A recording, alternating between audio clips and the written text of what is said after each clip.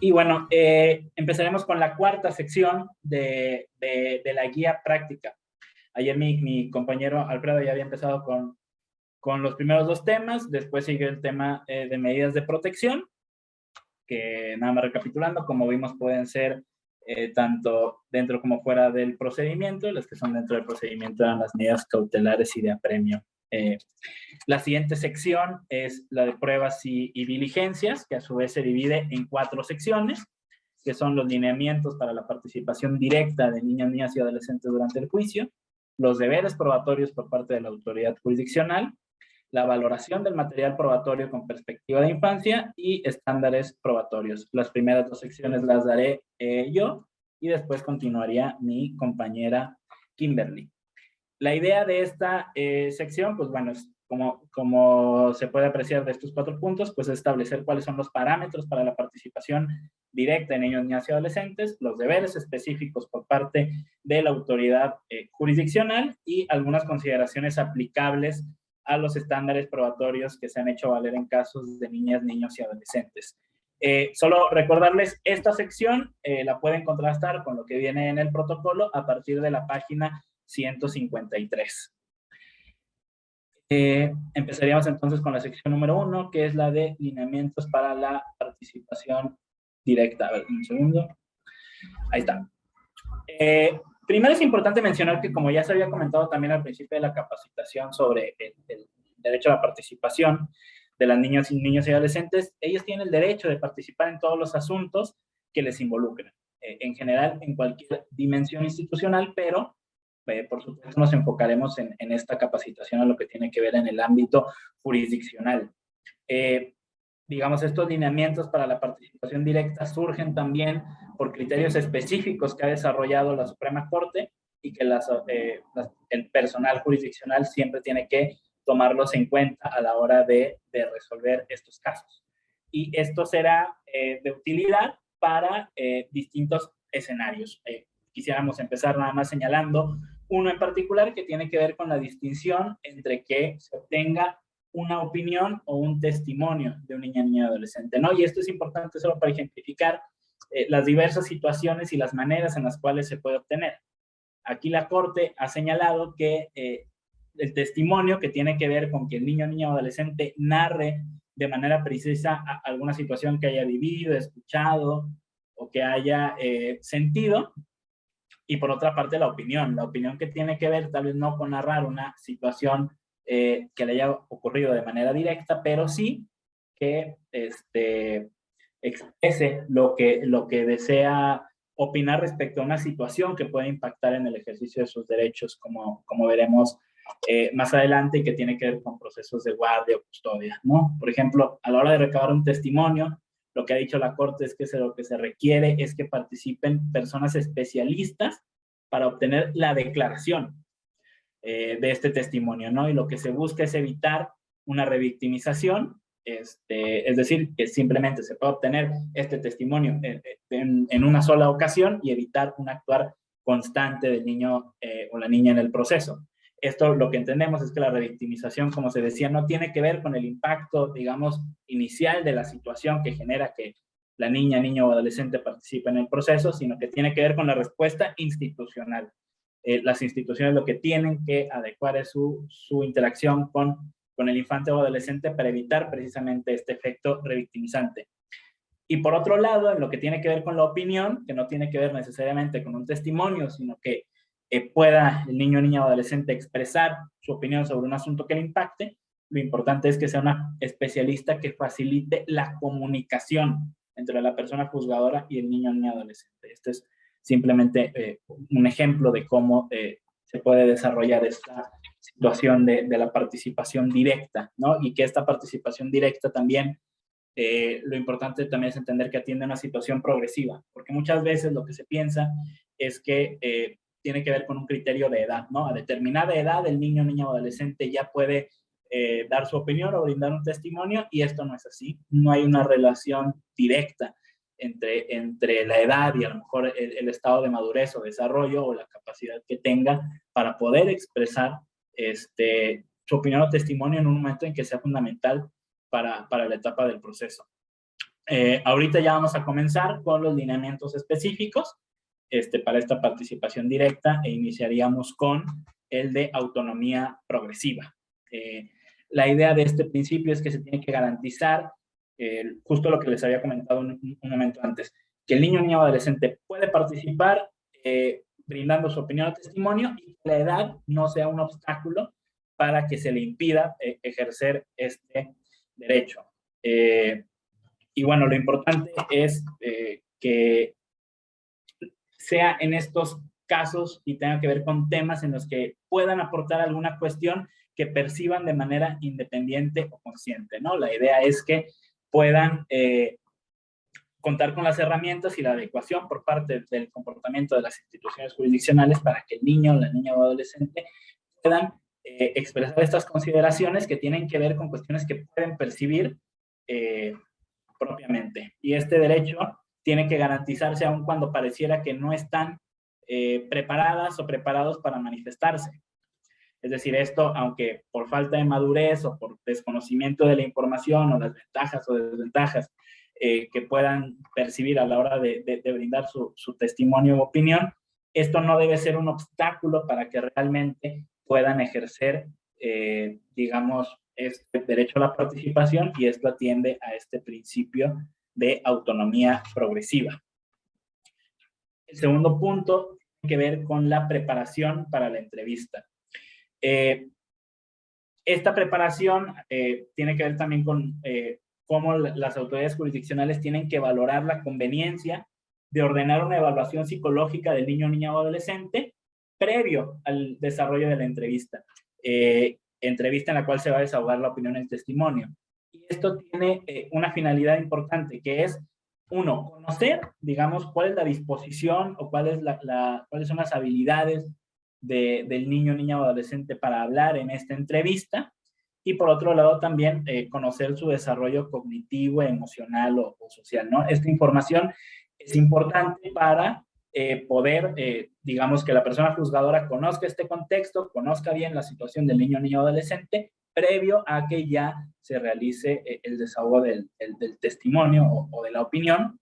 Y esto también no es nada más la situación específica, vamos a decirlo así, niño, niña, adolescente, sino también sobre su contexto, ¿no? O sobre situaciones que pueden impactar al final del día en el ejercicio de cómo recabar este testimonio, ¿no? Como puede ser la etnicidad, el género, el nivel de desarrollo cognitivo, entre otras. Y son aspectos que se tienen que tomar en cuenta para poder llevar a cabo la diligencia de la mejor manera posible.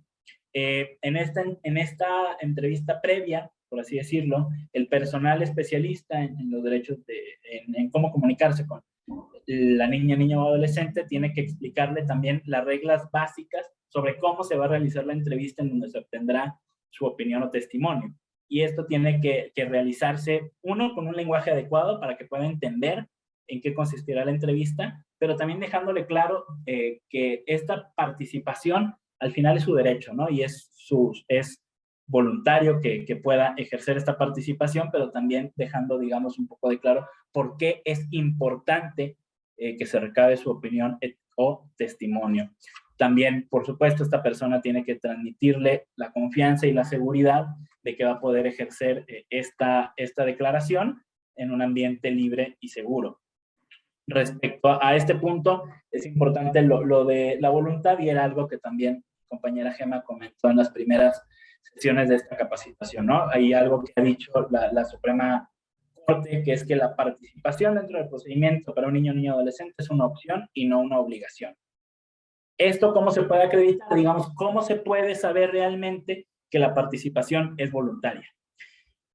Lo que se ha dicho es que acreditar esta participación voluntaria se confirma inmediatamente antes del desahogo de la prueba, porque esto se tiene que confirmar cuando el niño o niña adolescente esté separado de personas que puedan ejercer presión en su contra, ¿no? Entonces, tienen que sentirse en un ambiente libre de presión y seguro para poder acreditar realmente la voluntad de su participación. Y para esto también será importante la participación de la persona especialista que pueda ayudar a corroborar realmente esta participación voluntaria. Y en esto es importante también cómo se comunica con el personal especializado con la niña o adolescente. Tendrán que ser, por supuesto, personas que sean especialistas en metodologías pedagógicas y didactas y que otorguen condiciones reales y sin presión para que la niño o adolescente pueda expresarse de manera libre. También en este punto, recordar lo anterior, es importante que la persona juzgadora se reúna con la persona especialista durante la preparación para la entrevista y también durante esta posible evaluación psicológica para poder trazar cuáles son los objetivos específicos que se van a desarrollar en la entrevista, ¿no? Es importante este diálogo previo para que la persona especialista pueda comunicar efectivamente lo que posteriormente va a necesitar la persona juzgadora al momento de desahogar la prueba, ¿no? Y ahí es importante esta interacción para que el niño o adolescente pueda entender en qué consiste estos objetivos que se van a buscar con la obtención de su testimonio u opinión. El siguiente lineamiento para la participación directa tiene que ver con el modelo de intervención. Aquí, resumiendo los puntos un poco de lo que ya se ha comentado en los puntos anteriores.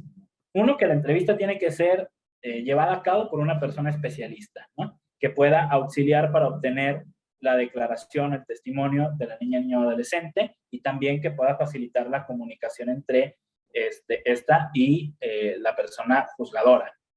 Esta obtención de la declaración o testimonio debe llevarse a cabo de una manera libre y como en una conversación y no en una forma de interrogatorio o examen, porque esto va a permitir que el niño o adolescente pueda expresarse de manera libre y sin presión. Por ejemplo, en este apartado es importante primero un relato libre por parte del niño o adolescente, es decir, que primero se exprese de la manera que considere sobre la situación que se le está consultando y posteriormente el especialista o la especialista realizará preguntas aclaratorias, ¿no? Pero primero hay que permitir este entorno en el cual pueda expresarse de manera libre.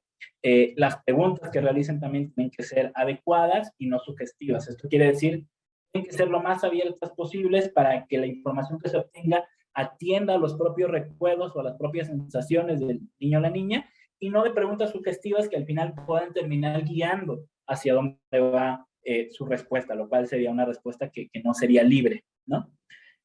También es importante el uso adecuado de materiales de apoyo para la expresión del niño o adolescente, y este tipo de materiales pueden ser de dos maneras, pueden ser verbales y no verbales.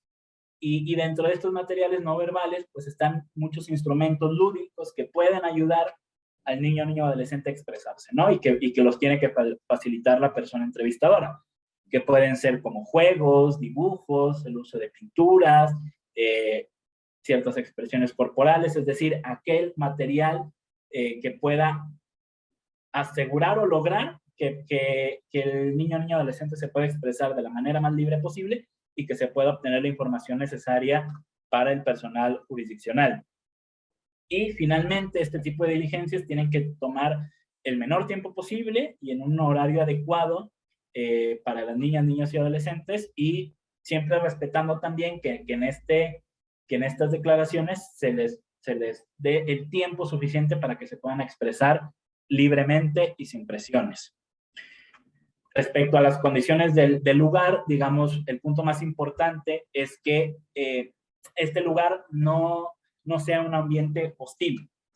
Tiene que asegurarse que el lugar en donde se rinda este testimonio o declaración del niño o adolescente sea un lugar en donde se pueda sentir seguro, ¿no? Que no sea un lugar intimidatorio, que sea un lugar en el que pueda establecer un diálogo con la persona juzgadora y la persona especialista, de tal manera que se pueda sentir sin presiones y también que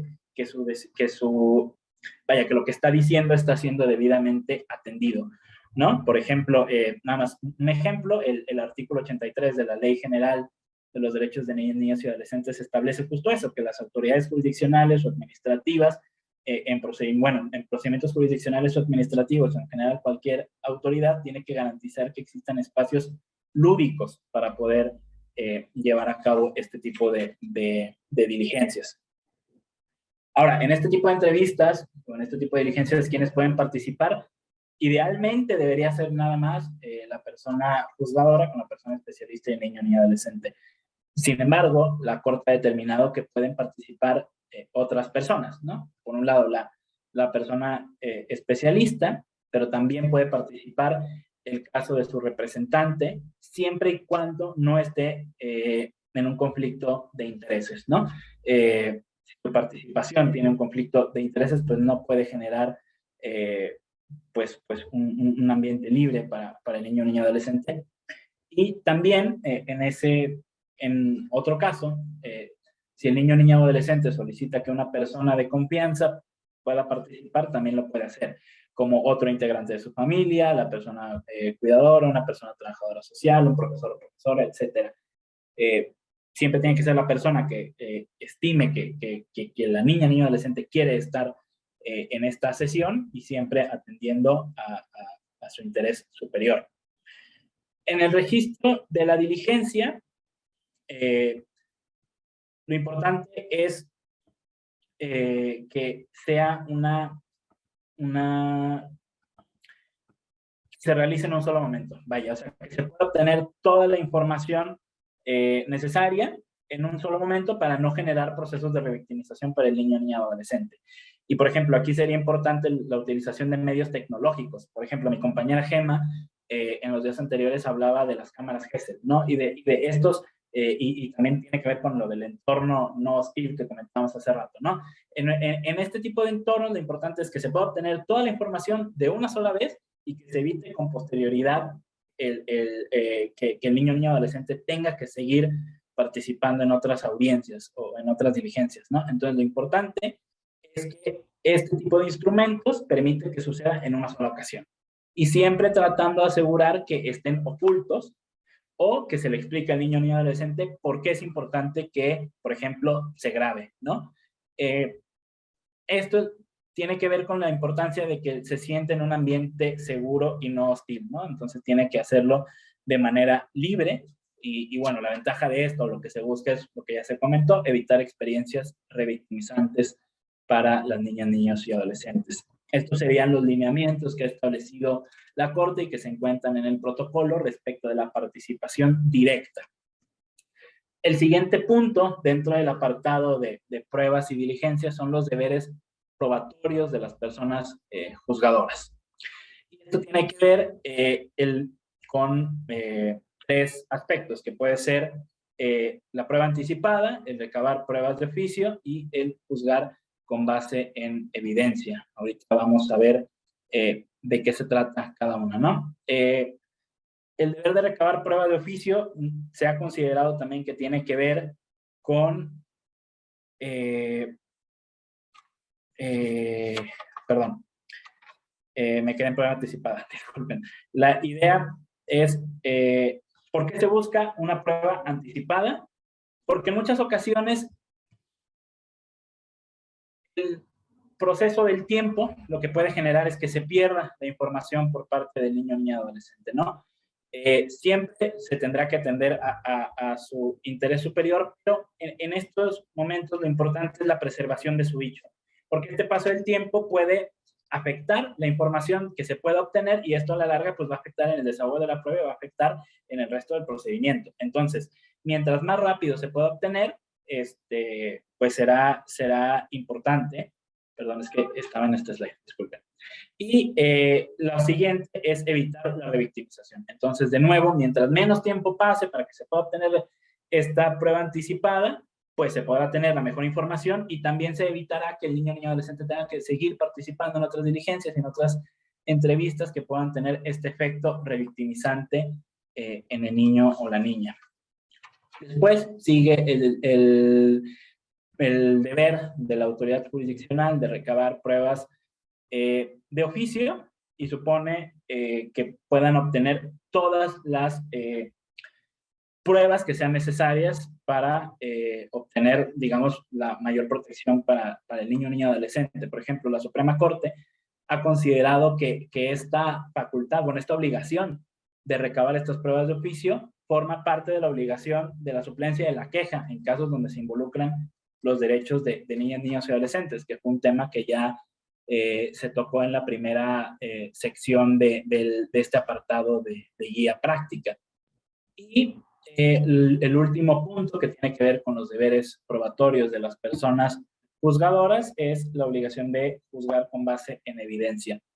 Esto se refiere, por ejemplo, en el protocolo plantea casos específicos, que es cuando se argumenta que un niño, niña o adolescente corre un riesgo por el simple hecho de que uno de sus progenitores pertenece a una categoría sospechosa, ¿no? Que son las que conocemos que está en el artículo 1 constitucional, como la orientación sexual, el género, la discapacidad, entre otras. Y la persona juzgadora en esos casos tiene la obligación de resolver a partir de información técnica o científica, ¿no? No puede resolver con base en prejuicios o estereotipos que deriven de estas categorías sospechosas, ¿no? Sino que tiene que realizarlo por medio de información veraz y científica.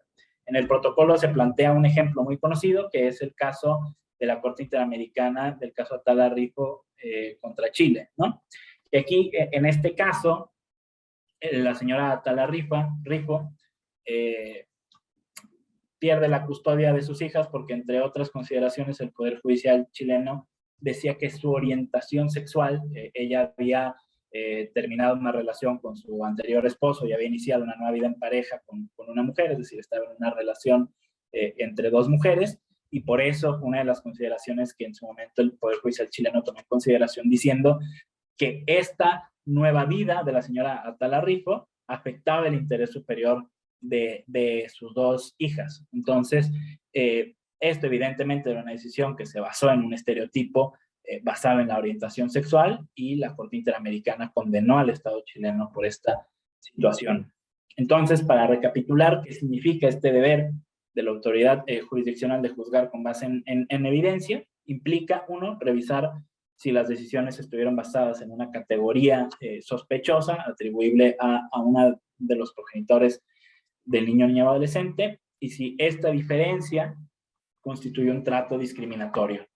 Y bueno, esto sería todo de los primeros dos apartados de la parte de pruebas y diligencias, y continuaríamos con la valoración del material probatorio con perspectiva de infancia, a cargo de mi compañera Kimberly.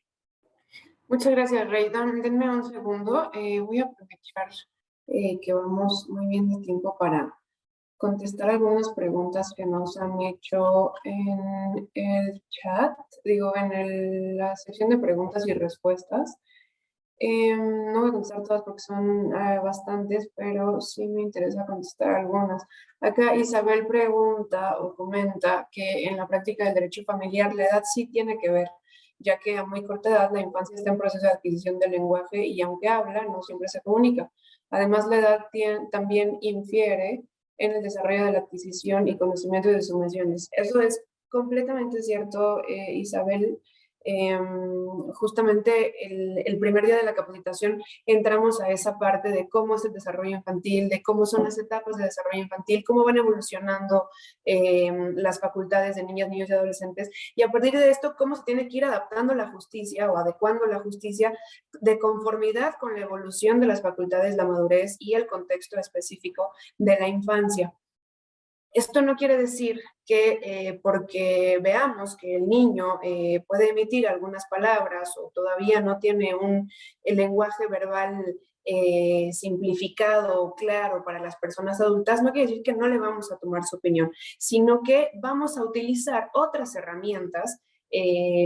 No me acuerdo quién lo comentaba de mis compañeras y compañeros, pero por ejemplo, cuestiones de jugar con plastilina, de darles muñecos o muñecas que ellas puedan identificar, por ejemplo, dónde vivieron o en qué parte de su cuerpo los tocaron inadecuadamente, ¿no? O sea, con las preguntas y con las palabras que recomiende la persona psicóloga experta, pero digamos que tenemos otras herramientas para que, independientemente de que el niño no se comunique verbalmente, se pueda comunicar a través de otras técnicas de lenguaje, ¿no? Acordémonos que los seres humanos no solo tenemos el lenguaje verbal. Si ustedes me están viendo físicamente, también comunican mis manos que se están moviendo, mis gestos, etcétera, ¿no? ¿Qué pasa? Por ejemplo, había otra persona que decía que, José Carlos, que era uno de los derechos de las infancias decidir si opinar o no, y cómo le hacemos con quienes no verbalizan todavía, cómo hacemos para saber si pueden decidir o no, ¿no? Perdón, para saber si quieren opinar o no. Ahí, obviamente, por eso recomendamos todo el tiempo que vayan acompañados o vayan de la mano con una persona especialista en psicoanálisis en psicología infantil, o que sepa cómo cómo pueden declarar las infancias en este tipo de procesos específicos que ya lo decía Kim el primer día, que son muy estresantes y que los ponen en una situación muy incómoda.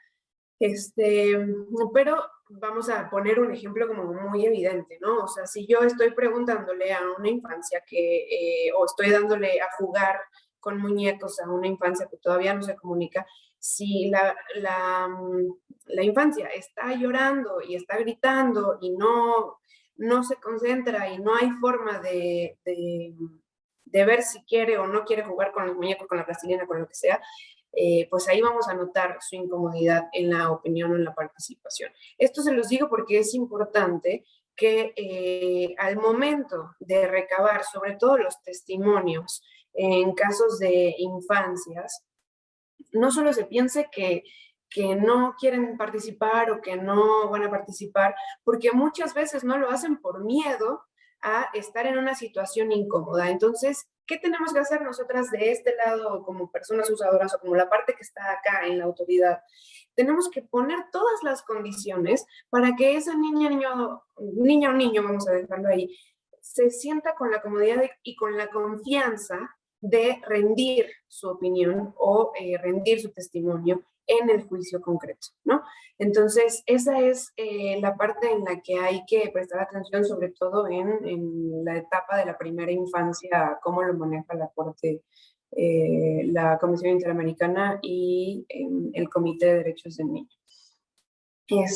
Después, Alexandra hace una observación que sí nos costó mucho trabajo cuando lo decidimos poner en el protocolo, porque nos dice que, bueno, nosotras acá desde la capacitación, ¿no? Estamos recomendando que haya un lugar adecuado donde las infancias puedan rendir su opinión o puedan rendir su testimonio, etc. Y tenemos buenas prácticas como lo es la sala Chihuahua, ¿no? Que ahí también viene referenciada en el protocolo, que se han construido espacios específicos, ¿no? Para que las personas en una situación de vulnerabilidad rindan su testimonio o emitan su opinión en el caso de niñas, niños y adolescentes. Pero no sabemos, por las circunstancias del país, que no todas las personas van a tener, o no todos los juzgados van a tener las opciones de generar espacios adecuados o de generar una sala Chihuahua en donde solo se rindan testimonios de personas en situación de vulnerabilidad, ¿no? Sino que tenemos que adaptar los espacios que tenemos y muchas veces van a presentar situaciones incómodas. Entonces, por esto hay que voltear a ver las otras herramientas y hay que voltear a ver las otras alternativas que tenemos, que tienen ustedes en el protocolo, que las pueden revisar, ¿no? Que capaz no podemos generar o no podemos decirle a nuestro Tribunal Superior de Justicia que abra una sala especializada, pero si vamos a tomar, por ejemplo, la opinión de un niño de 7 años, pues igual planear nuestro día de audiencias para que esa opinión o ese niño llegue a rendir su opinión y se vaya de forma inmediata. ¿Y esto qué implica también? Tomar en cuenta qué personas cuidadoras tiene a su alrededor y cómo vamos a tratar a las personas cuidadoras, porque muchas veces planeamos que en la misma audiencia rindan su testimonio o emitan la opinión el niño y el papá, ¿no? Y resulta que el papá es el cuidador de ese infante y entonces, pues el niño se va a tener que esperar a que el papá termine de hacer todo lo que tiene que hacer en el juzgado, ¿no?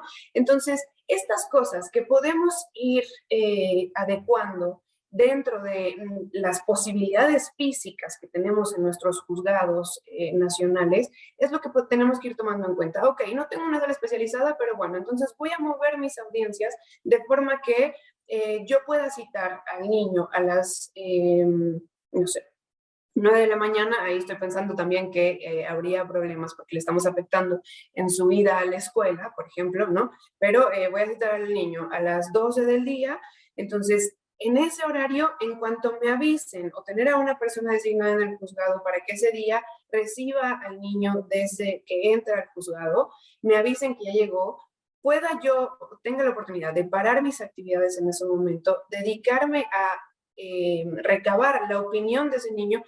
Por ejemplo, nos comentaban en el proceso consultivo que hay personas juzgadoras que en su mismo privado o en su mismo despacho tienen un espacio con una sillita chiquita, ¿no? Entonces ahí sientan y se sientan las personas juzgadoras a la misma altura, ¿no? Es importante que tengan esta proporción de que estamos hablando con personas iguales, que no sientan la imposición de la persona juzgadora que está mirándolo desde arriba, sino que se sientan en el mismo espacio, en un espacito chiquito, ¿no? Del privado, que es lo que tenemos en este momento.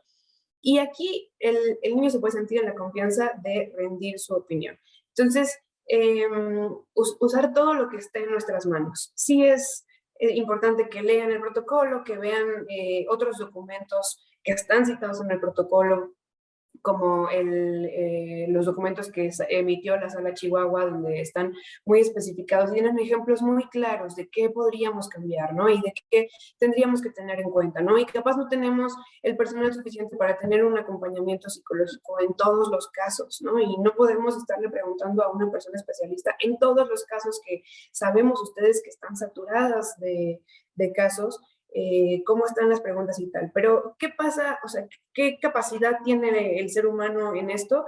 Que se va adecuando a la práctica, ¿no? Entonces, capaz en los primeros 3 asuntos nos va a costar mucho trabajo saber cómo dirigirme a este infante, ¿no? Y qué diferencias tengo que hacer en el lenguaje que utilizo para una persona de 5 años y una persona de 16, ¿no? Y cómo voy adaptando todas estas cosas. Pero con la práctica se van a hacer ustedes personas expertas y van a saber cómo enfrentarse a estas situaciones más rápido y más en el tiempo que exigen las justicias de nuestro país. Y por último, había otra pregunta acá.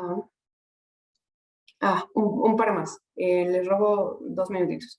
En la diligencia de escucha del menor de edad, ¿es necesario que estén presentes todas las personalidades, psicólogo, juez, secretaria de acuerdos, MP, procuraduría? Se me hace muy incómodo para dicho infante, sí.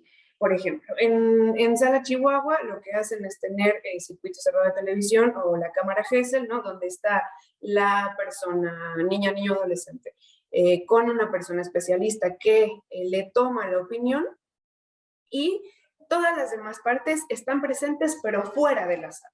No están ahí intimidando. Y esto se los digo, por ejemplo, porque toma mucha relevancia cuando estamos hablando de que esté ahí la persona representante legal y, por ejemplo, en un juicio de divorcio, ¿no? Que se está decidiendo la custodia al mismo tiempo y la patria potestad, ¿no?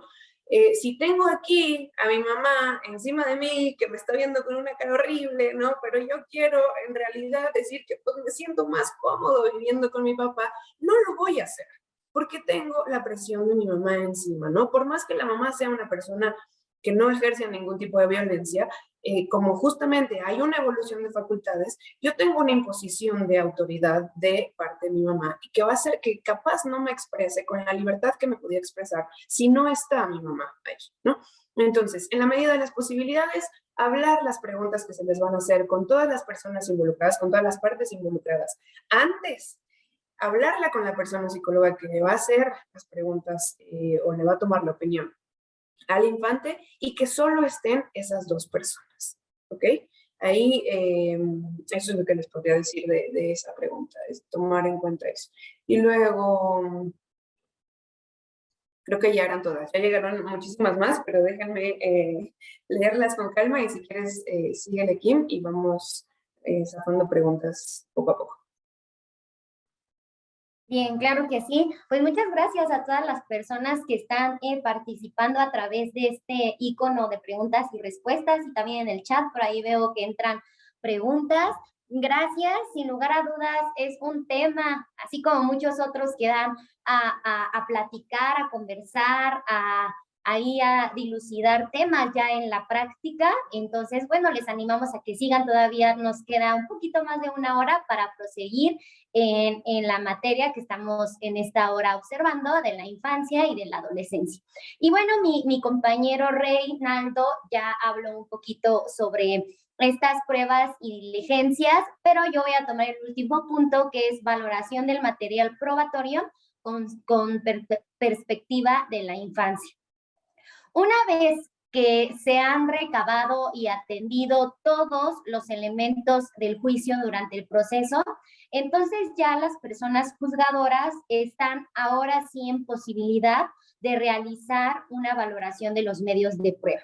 Esto implica establecer la conexión entre los medios de prueba y la verdad o falsedad de los enunciados sobre los hechos. ¿Cómo lo vamos a ver? Vamos a ir viendo algunos tópicos importantes a lo largo de esta valoración del material probatorio. Primero, para hablar de valoración integral del material probatorio, es importante que, atendiendo al interés superior de la infancia, la persona juzgadora realice una valoración individual y conjunta de todo el material probatorio. Las personas juzgadoras tienen la capacidad de allegarse de oficio a todas las pruebas necesarias. Por mayoría de razón deben valorar aquel que esté integrado en autos. Sin embargo, cuando existan niñas, niños y adolescentes estén involucrados en un procedimiento judicial, bueno, tienen esta posibilidad y alcance mucho más amplio de poder ir más allá con el material probatorio que aquel que se estableció en la litis planteada. Debe privilegiarse de este modo la verdad histórica sobre la verdad jurídica. La siguiente, por favor, Rey. La valoración de la opinión o testimonio de niñas y adolescentes. Es importante que nosotros sepamos, como ustedes, como personas juzgadoras, que no basta solamente con escuchar a la infancia, sino que también tienen que tomarse en consideración sus dichos, independientemente que hemos visto cómo hacia la concepción de las personas adultas pueden parecer sus testimonios, sus participaciones de alguna forma contradictorias. Pues no, aquí la persona juzgadora debe de considerarlos. Dichas opiniones tienen que ser evaluadas mediante un examen caso por caso. Las niñas, los niños y adolescentes ejercen sus derechos de manera progresiva. Lo hemos visto desde el primer día de la capacitación, cómo sus pensamientos, sus relaciones, sus respuestas son muy diferentes a las de una persona adulta, y no solamente se basan en una situación de edad, en una situación numérica, sino en un contexto que versa alrededor de la niña, niño y adolescente. De manera que la persona juzgadora debe realizar una ponderación entre la evaluación de las características propias de cada niño, niña o adolescente: edad, su nivel de madurez, su medio social en el que se desenvuelve, su medio cultural y entre otras circunstancias, y además las particularidades de la decisión. Por ejemplo, los tipos de derechos que están implicados en el caso concreto, los riesgos que asumen, las consecuencias a corto y a largo plazo en esa evolución del crecimiento de la infancia y de la adolescencia. Vemos cómo el artículo 12 de la convención que hemos estado multicitando a lo largo de la capacitación establece una obligación para las personas juzgadoras de valorar la opinión de la infancia y de la adolescencia con el resto de todo el material probatorio, asumiendo que a medida de que las niñas, niños y adolescentes maduran, sus opiniones deberán de tener un poco más de peso al momento de hacer esta evaluación que se haga en atención a su interés superior. Por supuesto que la madurez no tiene nada que ver y no tiene como una correspondencia precisa con una edad cronológica, porque la valoración la va a realizar la persona juzgadora atendiendo al caso concreto. Tiene que ser una valoración casuística y atenderá a las circunstancias particulares de cada niña, niño y adolescente. Aun cuando el interés demanda que dicha opinión sea debidamente tomada en cuenta en los asuntos que afecten a la infancia y a la adolescencia, es importante aquí hacer una aclaración para todas las personas que estamos aquí.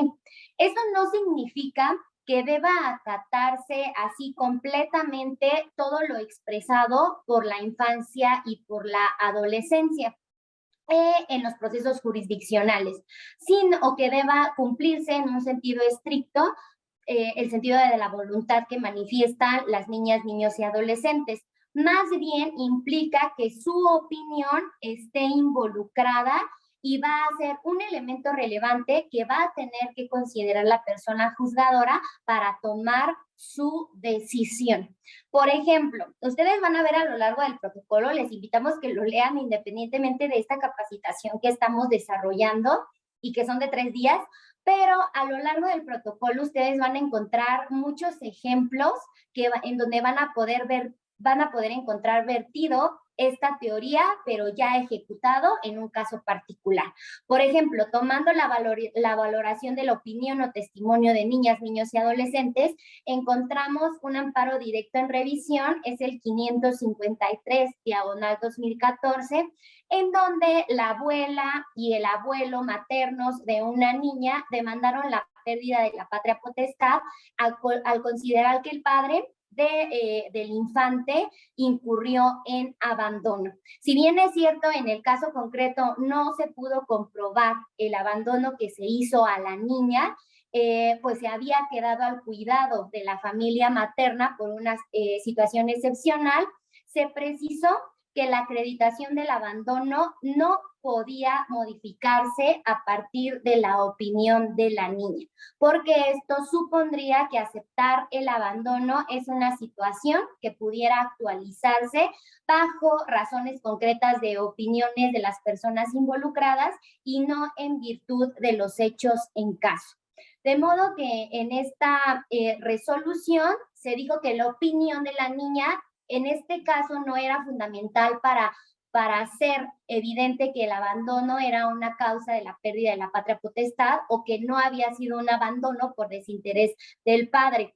Pero la opinión de la niña en este caso era fundamental y se solicitó y se contempló para establecer un régimen de convivencias en el que se tomó en cuenta el sentir de la niña, ¿no? Entonces aquí vemos cómo independientemente de que exista esta situación de que se tienen que contemplar las testimoniales de los niños y considerar sus puntos de vista, pues no se tiene que basar completamente sobre ello la persona juzgadora, sino que sea un elemento importante en la decisión del juez o de la jueza.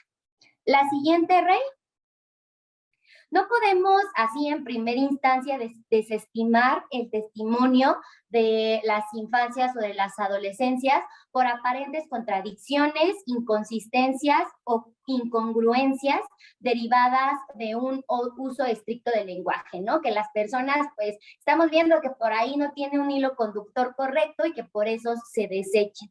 La persona juzgadora, cuando se involucren niñas, niños y adolescentes, debe de tener presente el lenguaje diferente de estos respecto de las personas adultas y así comprender que la narrativa que ellos puedan estar realizando pues es muy diferente a las que comúnmente realizan las personas adultas. Por tanto, aquí sí tiene que realizar un mayor esfuerzo interpretativo para desentrañar el verdadero sentido, experiencia o historia que la infancia o la adolescencia están relatando. Otro ejemplo más al respecto, tenemos el amparo directo en revisión 1072/2014, que se trata de un niño víctima de delitos de abuso sexual y violación sexual por parte de su padre. que no habían tomado las primeras instancias en cuenta el interés superior de la niñez. Aquí el tribunal colegiado desestimó el argumento de que la declaración del niño era presentada con incongruencias y la decidió desestimar. Argumentó que la declaración del niño, y se trataba de un niño, presentaba inconsistencias que no podían pasarse desapercibidas porque no eran menores y contenía un grado de abstracción que no era común para un niño de la edad que correspondía al niño en específico del caso. Sin embargo, la Suprema Corte de Justicia estableció que la persona juzgadora tiene la obligación especial de aplicar todas las medidas que estime necesarias para proteger el desarrollo físico y emocional de las niñas, niños y adolescentes. Entonces debe determinar si existe una afectación o riesgo y lo que puede realizar mediante la intervención de especialistas y en su caso puede ordenar un tratamiento correspondiente, además de darle vista al Ministerio Público cuando se advierta una posible comisión de delitos. Entonces, no se puede desestimar una narración de un niño que venga a ser parte del material probatorio en un juicio solamente por considerar que hay un uso del lenguaje contradictorio o incongruente. Aquí, insisto, las personas juzgadoras tienen que realizar un mayor esfuerzo interpretativo. La siguiente, Rey. Bueno, a partir de lo dicho hasta aquí, es rápido como un resumen en cada una de las valoraciones probatorias. Aquí, cuando se involucre la infancia y la adolescencia, las personas juzgadoras entonces deben de atender todos los hechos que afecten a la esfera de la infancia y la adolescencia, sin importar que formen parte de la litis. Tiene que hacer un estudio integral de las pruebas y debe de hacer individualmente una credibilidad y analizar después cada una vez que ya se analizaron cada una de las pruebas, posteriormente se tienen que realizar en su conjunto una valoración.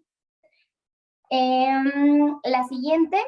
Los testimonios de las niñas, niños y adolescentes no pueden desecharse por aparentes contradicciones aquí, sino que se debe de realizar una interpretación un poquito más especializada y profunda respecto de estas pruebas. El tomar en cuenta la opinión de niñas, niños y adolescentes no significa que éstas deban de acatarse indefectiblemente, ¿no? Ni que tenga un carácter vinculante, obligatorio para el órgano jurisdiccional, sino que simplemente lo tienen que tomar como un elemento relevante para poder emitir su resolución. La siguiente, Rey. Bien, específicamente cuando analizamos la valoración del material probatorio, específicamente en casos de posible manipulación, hay consideraciones específicas para el quehacer de las personas juzgadoras.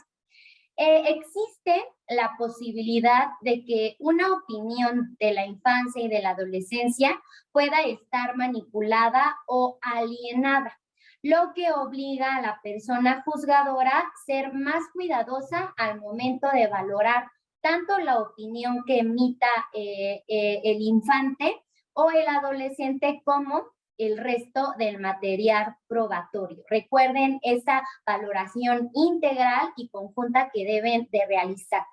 La Suprema Corte de Justicia si bien no hay como tampoco una unanimidad en la academia respecto del concepto de alineación parental, la Suprema Corte ha encontrado que un punto común que caracteriza la alineación parental es que se trata de actitudes o conductas de rechazo por parte de los descendientes hacia uno de sus progenitores, así como la utilización de dichos descendientes en el conflicto parental de separación de los progenitores.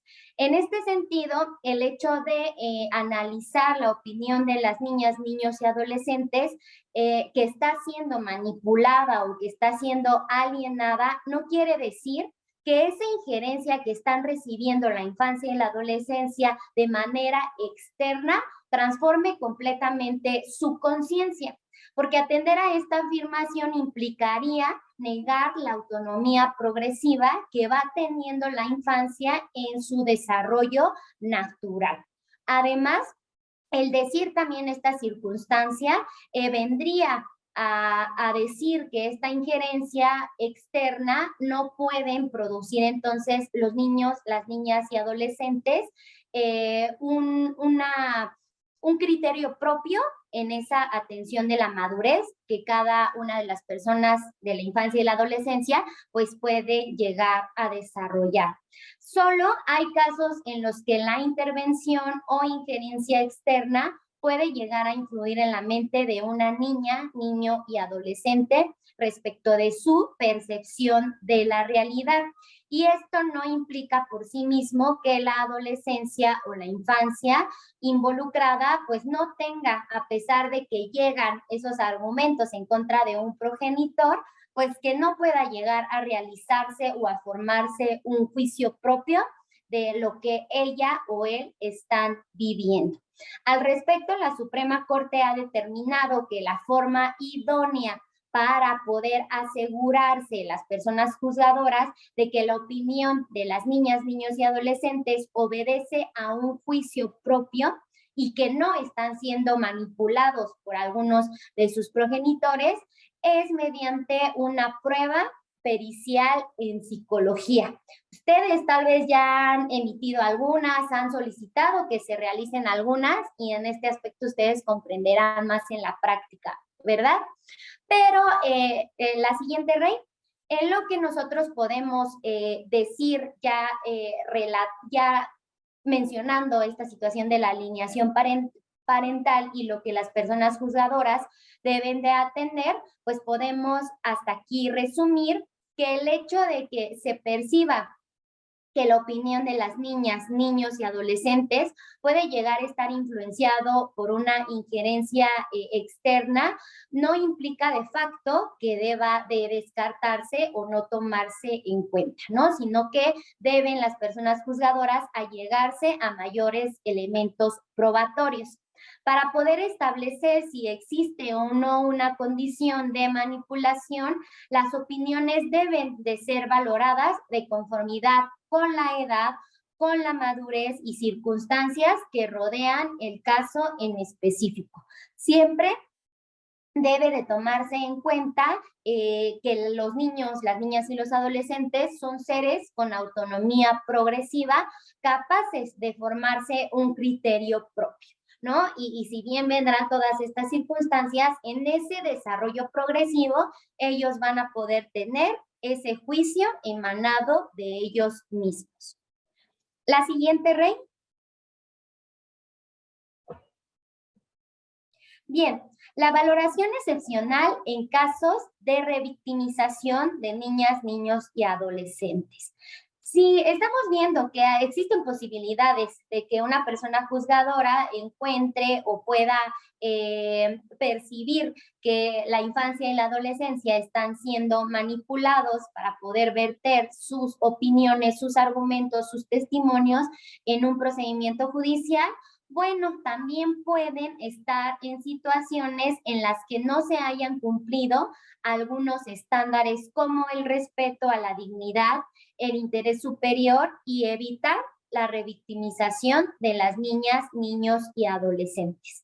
Al valorar los testimonios de la infancia y de la adolescencia que hayan sido revictimizados en instancias anteriores, por ejemplo, al haberse desahogado una testimonial sin la presencia de alguna persona especialista o haberle obligado al infante o al adolescente mencionar en múltiples ocasiones innecesarias la situación por la cual pasó y fue dolorosa y fue una situación angustiante para él o para ella, las personas juzgadoras deben de actuar aún con mayor diligencia.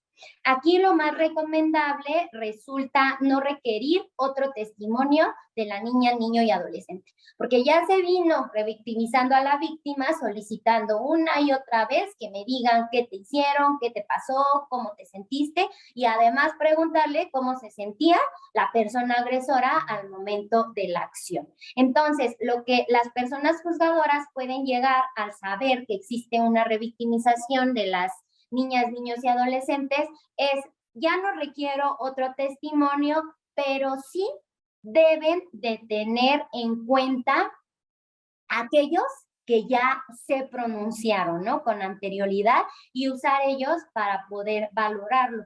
Lo que ha expresado la infancia y la adolescencia ya multicitadas veces, pues eso, sobre ello es lo que las personas juzgadoras deben de evaluar.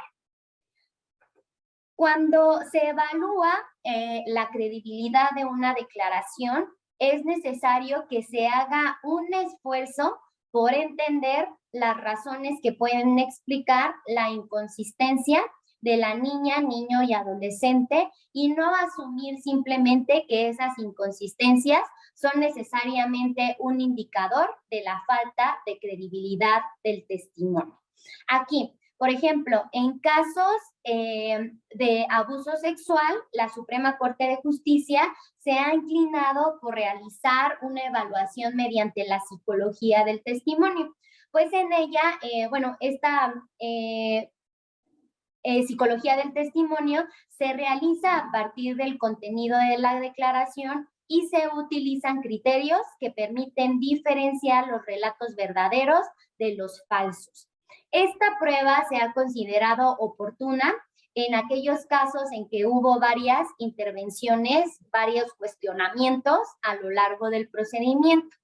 Es importante señalar que esta es una prueba pericial sobre la declaración infantil basada en una psicología del testimonio que no pretende validar la denuncia del abuso con indicadores clínicos o con indicadores psicológicos, ni tampoco pretende determinar el impacto del supuesto hecho en la víctima, ni adentrarse en una lógica terapeuta. Solamente busca determinar si existen indicadores de credibilidad en el relato de la niña, niño o adolescente. La aplicación de estos criterios debe de estar a cargo de profesionales. Y vemos, ¿verdad? Debería de ser así que las personas juzgadoras en ese grupo con el cual está desempeñando las funciones, está trabajando, pues sea un equipo multidisciplinario. Entonces, creo que es una característica que a lo largo de esta capacitación, pues hemos intentado nosotros repetir para que puedan allegarse al personal especializado y que puedan garantizar un mejor acceso a la justicia de la infancia y de la adolescencia. Retomando los casos en que se haya revictimizado a niñas, niños y adolescentes en instancias previas, de tal manera que existan razones para dudar de su testimonio, las personas juzgadoras podrán ordenar una prueba pericial en psicología del testimonio para evaluar entonces la credibilidad de los elementos vertidos, pero se tiene que hacer con elementos especializados. Aquí importa precisar también que las personas juzgadoras no están obligadas a aceptar las conclusiones que se deriven del peritaje que haya solicitado sobre la credibilidad de la declaración de la infancia o de la adolescencia involucrada, pues de conformidad con un sistema de valoración racional de la prueba, las personas juzgadoras tienen toda la libertad de decidir si asumen o si no asumen las conclusiones dadas en esta prueba que ha solicitado en psicología y pues realizar, ¿verdad? Ese material, ese análisis de todo el material probatorio. La siguiente. Entonces, hasta aquí, en cuanto a la valoración del testimonio de niñas, niñas y adolescentes que han sido revictimizados al momento del desahogo de las pruebas, las personas juzgadoras deberán dar esa credibilidad al testimonio de las niñas, niños y adolescentes, pero atendiendo a que no debe de ser lo mismo, la misma narrativa, la misma declaración que puede llegar a dar una persona adulta. Cuando existan razones para que se dude de la veracidad o credibilidad del testimonio de la infancia y de la adolescencia, en atención a esa revictimización sufrida, se puede entonces ordenar una prueba pericial en psicología que debe de decidir y valorar las personas juzgadoras, de tenerlo presente en su conclusión final, ¿no? En su determinación. Estas resoluciones de estos dictámenes, pues es una herramienta y no los vinculan a las personas juzgadoras por sí mismas. En la siguiente, Rey. Vamos a iniciar con otro tema en esta última sección ya del protocolo, que tiene como título la evaluación y determinación del interés superior de la infancia. El Comité de Derechos del Niño ha señalado que al momento de evaluar y determinar el interés superior de la niñez, es necesario atender dos pasos generales. Uno, precisar cuáles son aquellos elementos pertinentes en el contexto de los derechos concretos del caso, para poder evaluar el interés superior de la niñez, dotarlos de un contenido concreto y ponderar su importancia en relación con los demás. Y otro elemento que deben de considerar las personas juzgadoras es seguir un procedimiento que vele por las garantías jurídicas y la aplicación adecuada del derecho. Igualmente, la evaluación y la determinación son dos pasos consecutivos al momento de analizar el interés superior de la niñez en un caso concreto, previo a dar una resolución definitiva. La evaluación significa que tienen que sopesar los elementos necesarios para tomar una decisión en un caso concreto. Aquí específicamente en la evaluación la persona juzgadora está involucrada, pero también su personal, es decir, todas las personas del juzgado o del tribunal que participan en un procedimiento en específico. Y además requiere de la participación de las niñas, niños y adolescentes. Esto es lo que hace por parte a la evaluación. Y la determinación, que ya se trata de un proceso estructurado y con garantías estrictas, compete exclusivamente a las personas juzgadoras, quienes deben traer a colación todas aquellas circunstancias concretas que viven las niñas, niños y adolescentes que estén involucrados, retomando la edad, el sexo, el grado de madurez, su experiencia, si tienen algún tipo de discapacidad, su nacionalidad en específico y su contexto. La siguiente, Rey. Respecto a esas eran como la diferencia de la evaluación y la determinación. La otra. La Suprema Corte ha determinado criterios relevantes para la evaluación del interés superior de la niñez en los casos en que esté de por medio la situación familiar de una niña y adolescente. Debe de satisfacer las necesidades básicas o vitales de la infancia y de la adolescencia, y también se debe de atender a sus deseos, sentimientos y emociones. Mantener en la medida de lo posible el statu quo material y espiritual de la infancia y de la adolescencia, y atender a la incidencia de toda alteración que pueda tener en su personalidad para el futuro. La siguiente.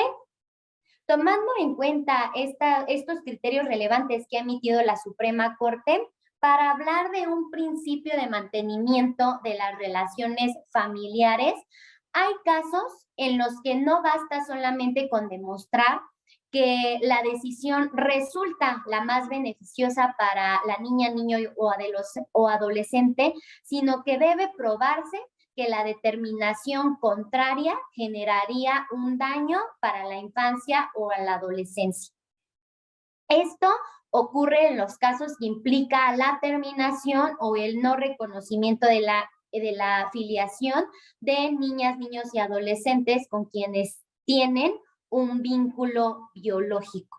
Vamos a abordar ahorita más específicamente el principio de mantenimiento de niñas, niñas y adolescentes en la familia biológica, porque considera que el interés fundamental de velar porque la infancia y la adolescencia no sean separadas por sus padres o por sus madres biológicas es una excepción que admite el rompimiento de la conexión entre progenitores y descendientes que está supeditada al interés superior de la infancia. Así, la Suprema Corte ha sostenido que no toda circunstancia debe de prevalecer las relaciones biológicas, pues la realidad muestra que la familia tiene una connotación mucho más amplia, que no solamente es unida por lazos biológicos, sino que corresponden a una realidad social, de la que vamos a hablar un poquito más adelante y que tienen ustedes que considerar como personas juzgadores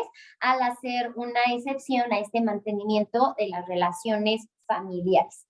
La siguiente. Para determinar la afiliación de niñas, niños y adolescentes, las personas juzgadoras están obligados a evaluar pormenorizadamente y con fundamento probatorio dos consideraciones. La primera son las circunstancias en que incurrió la separación entre madre o padre o descendiente, y la segunda, evaluar la realidad familiar de la niña, niño y adolescente. Entrando en la primera, de las circunstancias en que incurrió la separación. La siguiente, Rey. Existen situaciones que ameritan la extinción de los derechos de paternidad o maternidad. Si les abandonaron voluntariamente, en un caso, ¿no? En donde estén involucradas niños y adolescentes, y vemos que el abandono fue voluntario o de alguna manera tuvieron la necesidad de realizarlo, pues ahí ya vamos valorando el abandono, cómo se originó. Si les dejaron en un total abandono, en un total desamparo o bajo el cuidado de terceros, pero también de manera temporal. O si dicha separación se hizo con una intención definitiva y solamente porque se quiso, sin haber algunas necesidades o urgencias que dieron lugar a este abandono provisional. Así, en diversos asuntos resueltos por la Suprema Corte de Justicia de la Nación, ha prevalecido la realidad social sobre la realidad biológica, cuando los progenitores abandonaron o llegaron a colocarse en una situación de desamparo a las niños y adolescentes, pues en este sentido se debe de valorar más la realidad social que la realidad biológica para seguir teniendo este mantenimiento de las relaciones familiares. Esto, pues, el abandono constituye una situación que debe de valorarse como extrema gravedad por los órganos judiciales.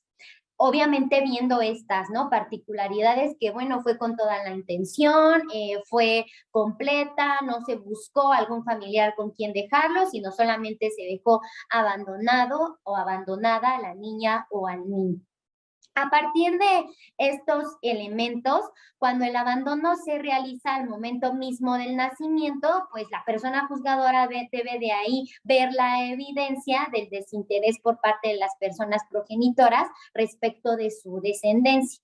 En sentido contrario, por ejemplo, la línea jurisprudencial que ha ido marcando la Suprema Corte de Justicia ha resuelto que en los casos que existan causas que son justificadas y ajenas a la voluntad de los progenitores para separarse de sus hijas o hijos, las personas juzgadoras deben de mantener la filiación derivada de esa relación biológica. Y sobre el punto número 2, que tiene que ver con la realidad social de la niña, niño y adolescente, aquí la persona juzgadora debe de evaluar si sería perjudicial para la infancia o la adolescencia separarlas del núcleo social y familiar en el que ha crecido y en el que posiblemente ha formado un sentimiento de apego y de identidad. Aquí traigan a su mente la teoría del apego que vimos, que es particular y que es excepcional y que deben de llevarse con ciertas características específicas cuando sean emitidas o ordenadas por las personas juzgadoras. Esto implica analizar si el principio de verdad biológica debe de prevalecer sobre el sentimiento de apego hacia las personas ascendientes de la infancia o de la adolescencia. La Suprema Corte ha definido la verdad social como la verdad sociológica y afectiva consistente en el goce de hecho del estado de hijo, de modo público, ¿no? Bueno, ya la sociedad, ya el contexto de la infancia y la adolescencia determina o conoce por hechos que esta niña tiene estos progenitores, ¿no? Entonces, esa es como una realidad social. Así, esta realidad comprende dos situaciones relevantes para determinar qué es lo mejor para la infancia o la adolescencia. Una, la situación de hecho que vive la niña y adolescente puede entonces generar lazos afectivos o de apego que no pueden disolverse sin afectar a la niña, niño y adolescente. Y número dos, la realidad social que puede llevar a configurar una personalidad de la infancia o de la adolescencia, por lo que alterar su esquema familiar puede resultar ahora una afectación a su derecho de identidad. La siguiente, Rey. Viendo este principio de mantenimiento de las relaciones familiares, como conclusión podemos ver que existen situaciones que ameritan superar el principio de mantenimiento de las relaciones biológicas. Si el reconocimiento jurídico del nexo biológico puede generarle un daño a la infancia o a la adolescencia, atendiendo a dos factores: las circunstancias en las que incurrió la separación y la realidad consolidada por la niña, niño o adolescente. La siguiente. Aquí solamente les presento un amparo directo en revisión. Es el 6179/2015, en donde se concluye que hay una excepción a este principio de mantenimiento de las relaciones familiares. Entonces, les invitamos a que lo puedan leer. La siguiente, Rey. De lo dicho hasta aquí, entonces, podemos ver que el principio de mantenimiento de las relaciones familiares biológicas no es absoluto, tienen sus excepciones, y para superar dicho principio deben de analizarse los factores que hemos dicho a lo largo de esta presentación, que es ver las circunstancias que denotaron una separación entre un hijo o una hija con sus progenitores, y también analizar la realidad social que puede tener un impacto a la identidad de la infancia y la adolescencia en caso de romper con ese mantenimiento de las relaciones familiares. Aquí ¿me puede decir el amparo que acaba de pasar, por favor? Claro que sí, es el amparo 6179/2015. La siguiente, Rey. Aquí vamos a ver, denme un segundito. Perdón, Kim, ¿es amparo directo en revisión? 6179/2015. Exacto, amparo directo en revisión. Listo. Aquí vamos a entrar a ver un poco sobre el estándar de riesgo aplicable al fondo del asunto. Y vamos a hablar sobre una teoría denominada teoría del riesgo. A partir de esta teoría se ha determinado que, de acuerdo con el interés superior de la niñez, basta que se ponga en riesgo a la infancia y a la adolescencia para comprometer sus bienes y derechos sin que sea necesario que se actualice un daño para ellos o ellas. El riesgo No puede entenderse entonces simplemente como la posibilidad de que un daño pueda llegar a ocurrir en un futuro, ya que la eventualidad de que una niña, niño o adolescente sufra una afectación estará siempre latente. En este sentido, cualquier infante o adolescente está en riesgo de sufrir una afectación. Por eso se le denomina la teoría del riesgo. Y es muy improbable que sea, pues podemos tener en nuestra mente muchas circunstancias inimaginables que pueden atender un riesgo para poner en peligro la integridad de la infancia y de la adolescencia. La siguiente, Rey. Es por ello que la Suprema Corte de Justicia ha establecido que el aumento de riesgo que se presenta cuando la ocurrencia de un evento hace más probable la ocurrencia de otro evento, de modo que el riesgo de que se produzca este segundo evento crece cuando se actualiza el primero, ¿no? Aquí las personas juzgadoras pues deben de realizar esta consideración de esta teoría del riesgo, no esperando que ocurra un daño para la infancia. La siguiente. Rey. Bien. Bueno, aquí es como hablar de estas conclusiones que se dieron de la teoría del riesgo. La siguiente. Finalmente vamos a hablar unos minutos sobre la reparación integral del daño para niñas, niños y adolescentes víctimas del delito. Aquí ustedes saben que a nivel nacional e internacional hay un derecho de reparación a la integridad del daño. Cuando hablamos de una justa indemnización integral, una justa indemnización o una indemnización integral implica el restablecimiento de la situación anterior y, de no ser esto posible, establecer el apego de una indemnización como compensación por los daños ocasionados al surgir el deber de reparar. Así, las reparaciones consisten en las medidas que tienden a hacer desaparecer los efectos de aquellas violaciones cometidas. La Suprema Corte en particular ha determinado que cuando está la presencia de niñas, niños y adolescentes como víctimas del delito, se exige que las personas juzgadoras tengan una sensibilidad especial.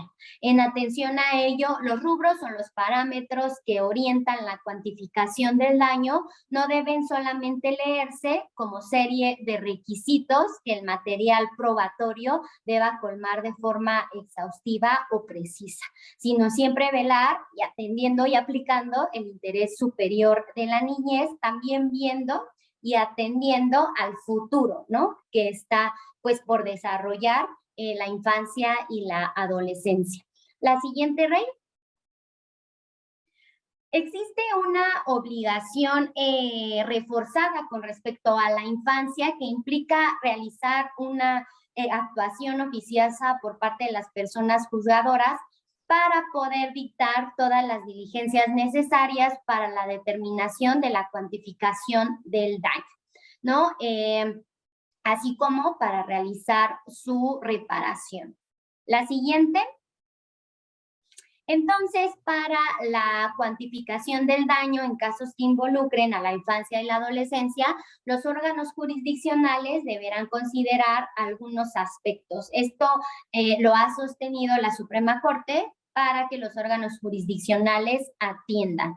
Número 1, descartar la expectativa de una cifra exacta y procurar definir una cifra adecuada, con base en la información propuesta y en todas las probanzas a las cuales la persona juzgadora tuvo acceso también de oficio.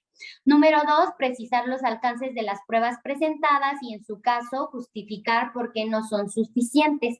Aquí las personas juzgadoras deberán justificar cuál es el alcance del material probatorio o descartar sus defectos, sin que sea suficiente simplemente señalar que no se cuenta con elementos necesarios para realizar un cálculo. Número 3, Explorar si en autos existen elementos probatorios adicionales. Los órganos jurisdiccionales deben de analizar todo el material que conste en el expediente, pero además de las pruebas presentadas por las víctimas para entonces poder determinar un monto de reparación del daño. 4. Evaluar si en el caso es posible recurrir a los criterios de equidad y razonabilidad para subsanar la falta de información probatoria.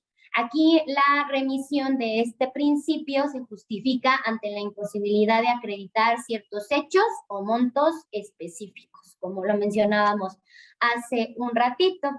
5, las personas juzgadoras también deben de evaluar la posibilidad de dividir la reparación del daño para anticipar una cuantificación por determinados montos de los que sí se tiene información suficiente.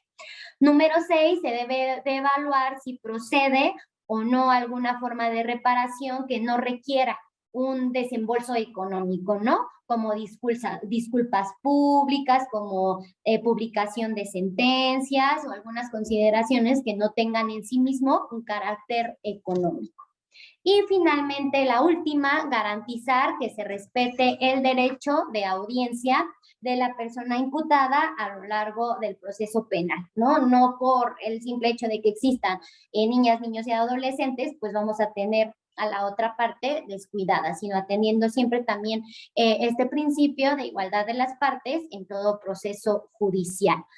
La siguiente, Rey, es la última, ya nada más es la diapositiva que habla sobre el resumen de lo dicho hasta aquí respecto de la cuantificación del daño, los deberes que tienen las personas juzgadoras que atender. Y bueno, pues por mi parte es todo hasta aquí y dejo el uso de la voz a mi compañera Rosalba.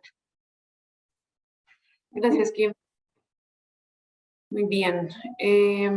Bueno, les pusimos recién el link de la encuesta que les pedimos que respondan y que sobre todo nos dejen sus datos para la emisión de la constancia. Se los estoy volviendo a pegar en este momento. Ahí está el link para la encuesta al final de mi comentario. Ya se los había pegado antes, pero se cruzaron algunos comentarios de ustedes. Está aquí en el chat, me están poniendo, no aparece, no se ve, está aquí en el chat, no lo alcanzan a ver. ¿Me pueden decir alguien más? Solo hay que cambiar a la opción de panelistas, el mensaje lo estás enviando. Lo estoy mandando a... Ahí va.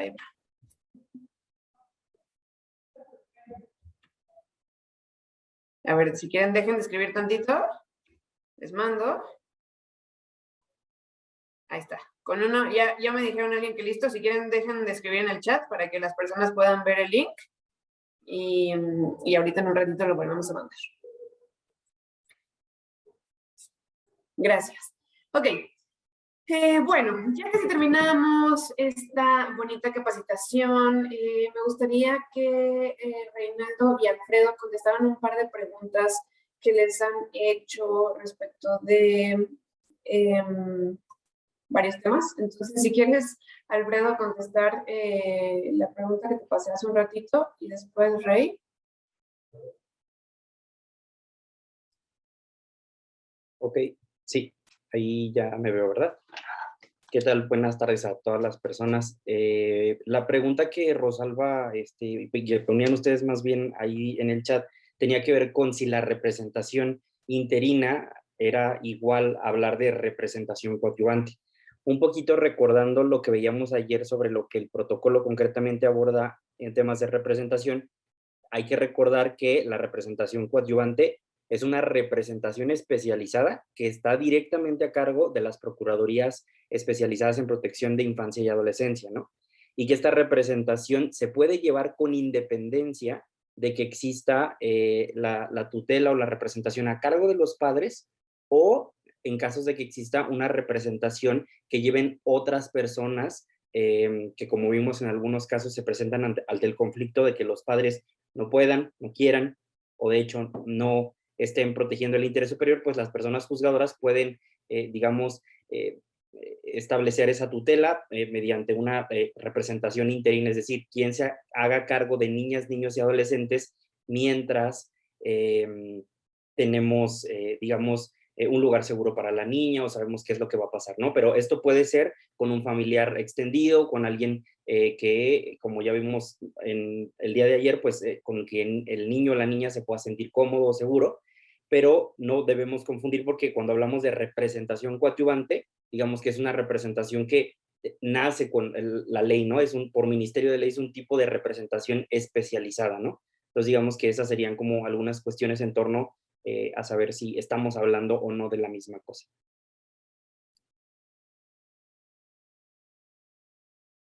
Y no sé si Reinaldo va a continuar. Bueno, también Adriana López preguntó en el chat lo siguiente, que si se debe registrar el testimonio si el niño o niña solicita que su escucha sea privada y que este hecho de que se registre, aunque solicite que es privada, pues sería que no se pudiera cumplir realmente con la exigencia del infante. Esta parte se desarrolla dentro de los lineamientos que habíamos hablado sobre la participación directa de niños y niñas en el apartado de registro de diligencia.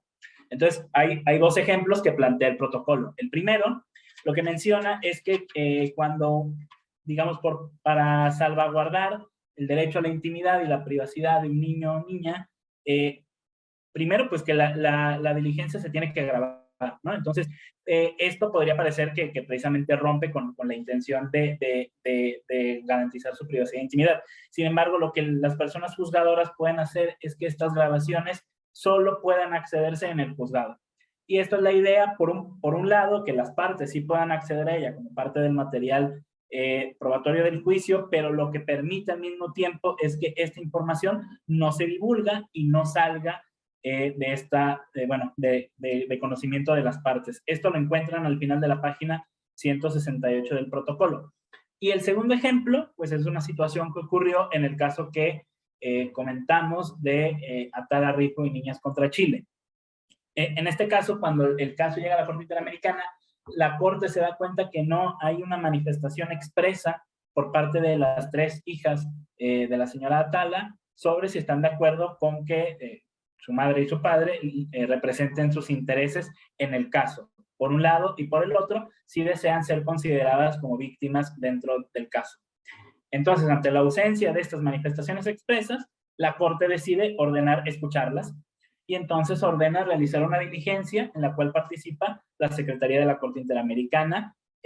Inicialmente la idea era que participaran las tres niñas, por motivos de fuerza mayor solo pudieron participar dos, pero en estas diligencias lo que se realizó fue que la Secretaría estuvo acompañada de una psiquiatra especialista para tratar con niñas y niños, y la idea es que esta diligencia no fuera, como ya habíamos comentado, que no fuera un interrogatorio, que no fuera una serie de preguntas, sino un intercambio de ideas, ¿no? Que pudiera ser en un esquema accesible y libre para las niñas, para que pudieran ejercer, por un lado, su derecho a ser oídas, y dos, también que pudieran conocer cuáles iban a ser los efectos o consecuencias de las respuestas que ellas iban a dar al momento de desahogar esta entrevista. ¿Por qué esto se relaciona con el derecho a la privacidad y a la intimidad?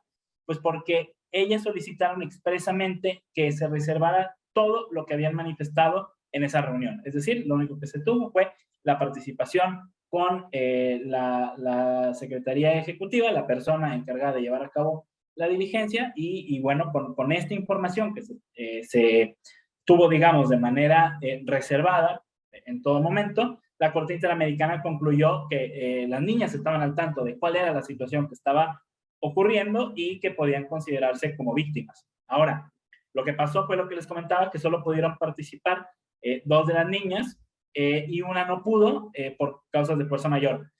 La Corte Interamericana lo que determinó fue que, bueno, aunque no pudo participar, no había ningún elemento que pudiera pensar que por lo cual ella no estuviera en la misma situación que sus otras dos hermanas, pero que sin embargo en la ejecución de la sentencia, las instituciones del Estado tenían que tomar su testimonio también y tenían que hacerlo en las mismas circunstancias, ¿no? Y con esto lo que se buscaba era precisamente hacia donde iba la pregunta. La idea era cómo aún desahogándose y aún manteniendo, digamos, esta información del testimonio de un niño o una niña, se puede seguir garantizando su derecho a la intimidad, pero que al mismo tiempo, pues bueno, pueda formar parte del acervo probatorio.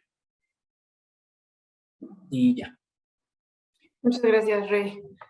Discúlpenme, bloqueé un poquito la posibilidad de que participaran en el chat. No es que les esté silenciando en este espacio totalmente democrático, pero quería que las personas pudieran ver el link para contestar la encuesta, porque acuérdense que en ese link nos van a dar los datos para enviarles la constancia. Ahí está el link para contestar la encuesta, se lo estoy pegando nuevamente en este momento. Nombre completo y correo electrónico, por favor, y si nos hacen el favor de contestar la encuesta de satisfacción, se los vamos a agradecer muchísimo. Otra pregunta que he estado ignorando y les pido una disculpa es si vamos a mandar las diapositivas. Sí, las diapositivas van a estar disponibles junto con la grabación de esta capacitación y un material en PDF que hemos preparado del contenido mismo de la capacitación en el micrositio de la Dirección General de Derechos Humanos. Ahorita Reinaldo les va a copiar el link de la Dirección General de Derechos Humanos para que ustedes puedan acceder al micrositio y puedan revisar también todo lo que tenemos disponible ahí en el micrositio respecto de infancias y adolescencias y otros temas que trabajamos aquí en la dirección.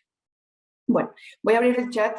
Les pido por favor que en la medida de lo posible dejen que el link de la encuesta se quede para todas las personas. Preguntas y respuestas respecto al contenido de la capacitación, de los temas que hemos ido tocando, las pueden realizar en el apartado de preguntas y respuestas. No es necesario que nos avisen por este medio que ya contestaron la encuesta. Su respuesta se registra de manera automática. Otra vez no es necesario que pongan en el chat su correo electrónico ni su nombre, porque también su participación se registra de manera automática. Listo, voy a abrir el chat, porque siento feo silenciarles. Bueno, vamos a entrar ahora sí rápidamente a la última parte de la capacitación, en la que vamos a ver cuestiones relativas a cómo escribir la sentencia y cómo darle a conocer a esa niña, niño, adolescente qué fue lo que decidimos, ¿no? Aquí creo que ayer o antier hacían la pregunta de cómo fundamentábamos el tener un lenguaje accesible en nuestras comunicaciones con las infancias y adolescencias, si esto era un formato que se había desarrollado, digámoslo de alguna manera, en España a partir de las situaciones de vulnerabilidad que pasan las personas con discapacidad. Bueno, y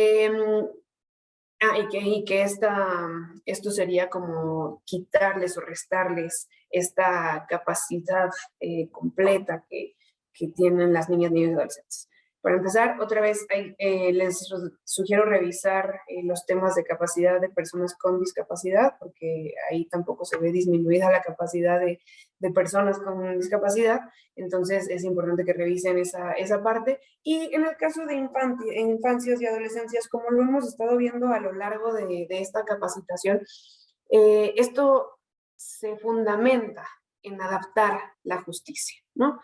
Se fundamenta en que entendamos que las personas adultas no son iguales a niñas, niños y adolescentes, que necesitamos atender a un principio de interés superior de las infancias, que nos obliga a adecuar nuestros formatos, nuestra justicia de manera general, sin que eso implique que les estamos restando capacidad o dignidad, o que les estemos restando cuestiones relacionadas con su derecho a la igualdad y no discriminación, etcétera, la integridad, etcétera. Sino al contrario, respetando estos derechos y respetando estos grandes principios, es necesario que adecuemos nuestros formatos. ¿Para qué? Para que todas las personas puedan acceder en igualdad de circunstancias a una sentencia debidamente fundada y motivada que sea comprendida por esas partes, ¿no? Y bueno, ustedes ya saben cuáles son seguramente de memoria, los artículos constitucionales de la fundamentación y motivación de sus sentencias, ¿no? Y además, esta cuestión de generar formatos específicos para personas en situaciones de vulnerabilidad también ha sido algo retomado por la Suprema Corte, específicamente la segunda sala desde 2019, que sacó un acuerdo en el que nos recuerda los motivos y nos explica los motivos de por qué algunos grupos de personas que se encuentran en alguna situación de vulnerabilidad debemos adecuar nuestros formatos, ¿no? Si quieres, vamos a la siguiente, Rey. Muchas gracias. Entonces, no me va a dar la vida para explicarles todo lo que implica hacer un formato accesible de sentencias, porque me encantaría dar un taller de esto durante 6 horas nada más de formatos accesibles de sentencias. Y entonces lo que quiero es retomar los puntos principales y los puntos más básicos y mostrarles algunos ejemplos de cómo se ha hecho en cuestiones de niñas, niños y adolescentes. Pero primero quiero decirles en qué está fundamentado esto, ¿no?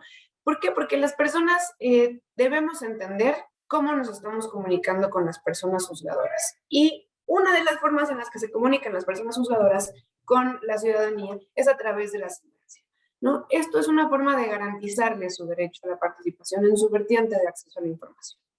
Y un acceso a la información, a una información clara e incomprensible, ¿no? Que esto también está relacionado, como ya se les decía, a una justicia adaptada que vamos a ir adaptando de acuerdo a las facultades y a la evolución de facultades de niñas, niños y adolescentes. Entonces, esto va a implicar tomar en cuenta el desarrollo, la edad y el contexto de la infancia. Siguiente, Rey, por favor. Gracias. Lo hemos visto a lo largo de toda la capacitación. No implica solo que van a hacer las sentencias, van a sacar su formato de lectura fácil solo de las sentencias, sino que realmente haya un compromiso con la igualdad en el acceso a la justicia por parte de las personas juzgadoras en cuanto a niñas, niños y adolescentes. ¿Qué quiere decir? Que el lenguaje que se utilice en todo el procedimiento sea sencillo, que cuando nos vamos a comunicar con la niña, niño, adolescente, sea un lenguaje que esa persona pueda entender. Hace ratito hablaban de en qué momento les explicamos a niños, niños, adolescentes lo que va a pasar en la audiencia, o de qué se trata el procedimiento, o la naturaleza del procedimiento, ¿no? Y esto es una parte, ¿no? Por ejemplo, ahí me parece que se tocó en la capacitación, pero digamos, tenemos 2 opciones, ¿no? O sea, o ver sin obligar a la niña, niño, adolescente a venir a veces innecesarias al tribunal, explicarle antes qué es lo que va a pasar, por qué es importante que escuchemos su opinión, de qué se está tratando el asunto, ¿no? O sea, con palabras poco técnicas, que sean entendibles para la persona que tenemos enfrente, ¿no? Entonces, es ahí, es acá en la sentencia, es en los acuerdos, es si yo le voy a notificar algo específicamente a ese niño y adolescente, cuando yo le hago la notificación de que tiene que venir a rendir su testimonio, ¿no? O sea, todas estas comunicaciones deben de ser comprensibles para ese niño y adolescente, ¿no? Y aquí tenemos 2 obligaciones fundamentales. La obligación de las personas adultas en general. Ya hace rato también vi que alguien hablaba de las reglas de Brasilia. Mucho de lo que estamos hablando aquí está fundamentado en esas reglas de Brasilia. La obligación de las personas adultas de dar información necesaria y adecuada a esos niños y niños adolescentes. Y la obligación de las personas juzgadoras de comunicar cómo va la causa que están ventilando en ese lugar de manera oportuna y comprensible. Eso implica, por supuesto, el resultado de ese proceso. Hay una particularidad en infancias y adolescencias.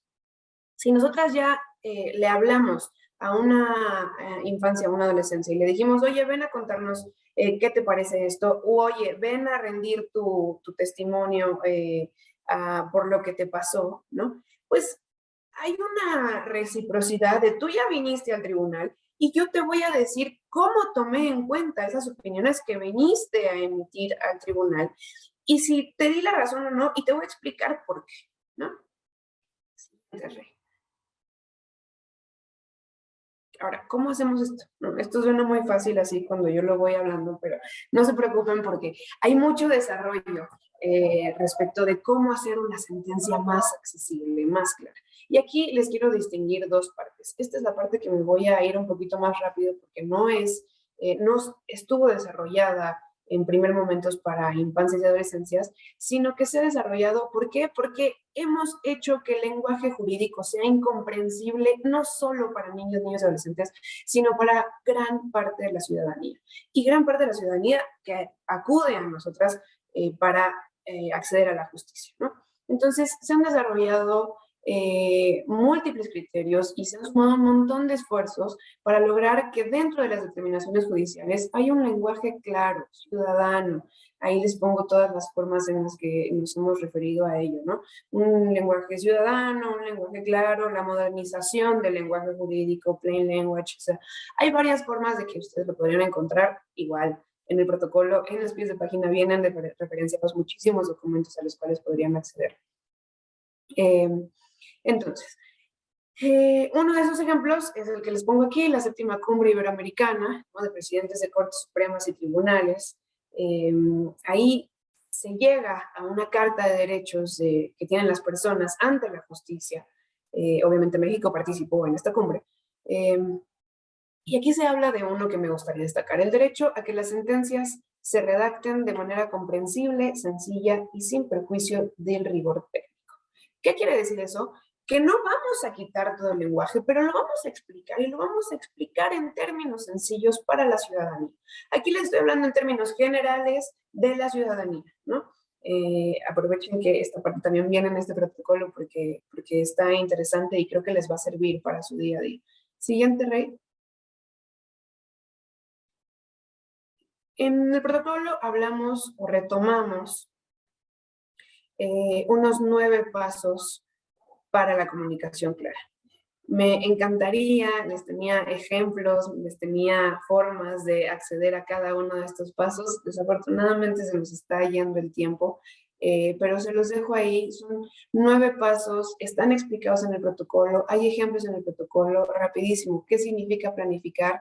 Pensar en quién va a leer el documento, para qué lo van a leer, para informarse de qué se decidió en el tribunal, para tomar decisiones después, voy a impugnar esa resolución, ¿qué voy a comunicarle a la parte que está del otro lado?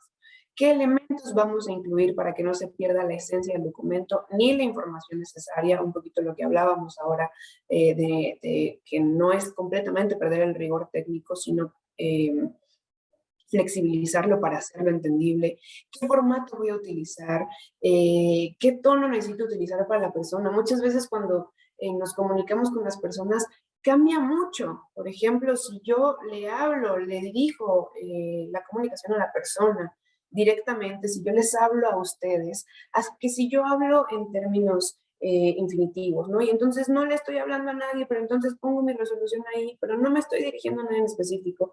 En cambio, si le digo, usted, señor, tiene estos y estos derechos, ¿no? O sea, hay cositas que podemos ir cambiando y como se los dije hace rato, esto probablemente las primeras veces que lo hagan se van a tardar más y cómo lo vamos a aplicar y me estoy tardando un montón y tengo 1000 asuntos pendientes, ¿no? Pero esto se hace con la práctica. Y esto se hace con la práctica y más fácil va a ser mientras más practiquen ustedes hacer el lenguaje claro dentro de sus sentencias.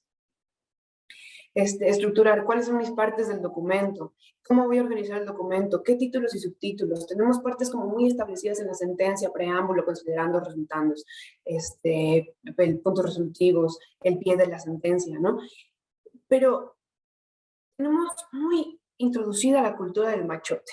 Hay que tener cuidado con la cultura del machote. ¿Qué podemos cambiar en la sentencia para hacerlo más fácil, para hacerlo más digerible, más traducible?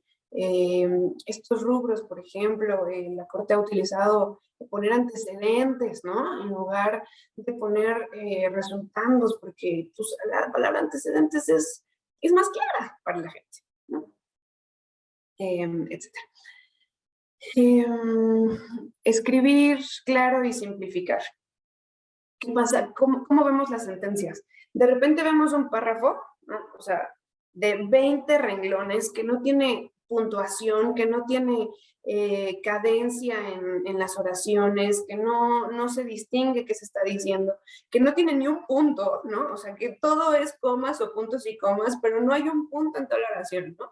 Entonces, estas cuestiones específicas, vamos a simplificarlas. Mi párrafo de 15 renglones lo puedo reducir, lo puedo revisar, le puedo dar puntuación para conectar ideas, puedo cambiar, o sea, acuérdense, un párrafo, una idea, un párrafo, una idea. Tampoco quiere decir que vamos a hacer párrafos de 2 renglones, ¿no? Pero que no sea un párrafo de 20 renglones. ¿Me explico? Después, editar y complementar. ¿Qué significa esto? ¿Qué información voy a destacar? De pronto vemos sentencias en que está subrayado un montón de información en negritas, un montón de información en cursivas, un montón de información, y entonces la persona que está del otro lado ya no sabe qué información es importante, qué información no, cómo se está decidiendo qué información se pone en negritas y en cursivas y en subrayado, etc. No hay que abusar de esto. Hay que buscar las formas y las herramientas que nos da la tecnología para destacar la información más valiosa sin abusar de esto, ¿no? En las opciones se pone añadir imágenes, diseñar, fijarse que el documento sea visualmente sencillo, que no esté atiborrado de información o de repente le ponemos interlineado de 2.5, ¿no? Entonces se vuelve una hoja completa de 2 párrafos y es innecesario. Las normas de la gente que sabe de esto dicen que el interlineado sencillo es perfecto para lectura, ¿no? De pronto usamos 2.5, 2, que es demasiado interlineado y no quedan claros los párrafos, etc. Poner números de páginas o poner números de párrafos, ¿no? Como ustedes lo elijan, etc. Bueno, integrar audio y video, eso ahorita lo retomamos más tratándose de infancias y adolescencias, pensar en la interactividad también. Y revisar y probar. Esto es algo que va a ser muy valioso. Pónganse en los zapatos de la persona a la que le están dirigiendo la sentencia. ¿La leen ustedes y la entienden? ¿Se entiende bien? Hay veces en que yo aquí en la dirección, ¿no? me dedico justamente a esto, a escribir los protocolos, etc. De pronto yo me vuelvo a leer, leo un párrafo y digo, ¿qué dije aquí? ¿No? Entonces hay que regresarse.